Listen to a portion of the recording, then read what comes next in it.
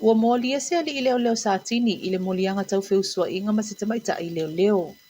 O le nei mata upuna tūla i mai le taimu le tiu te pō, a o ngā lulue whaatasi le ua molia, ma leo lo o tangi le nei mata upu. E le o iloa i le taimi nei, petu i nā tule nei mata upu esu e le vaenga le Professional Standards Unit a le matanga luenga, pe ua avesa o le whaamasinonga. O lo tau fia fo i lalo le vaenga leo se ali i tolu se fulu tau sanga mai sa le lavalu, i le molianga le umia ino la au mawhala au whaasaina o le marijuana ma le aisa.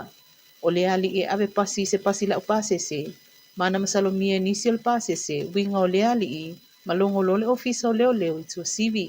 E tu sai mali i pote le ofisa o leo, na tau fia leo masa ili te tono le pasi, ma mawaisi ka le ti marijuana, whaatasi matanga pepa i la la i ti o lo iei pauta e fōlingo le aisa.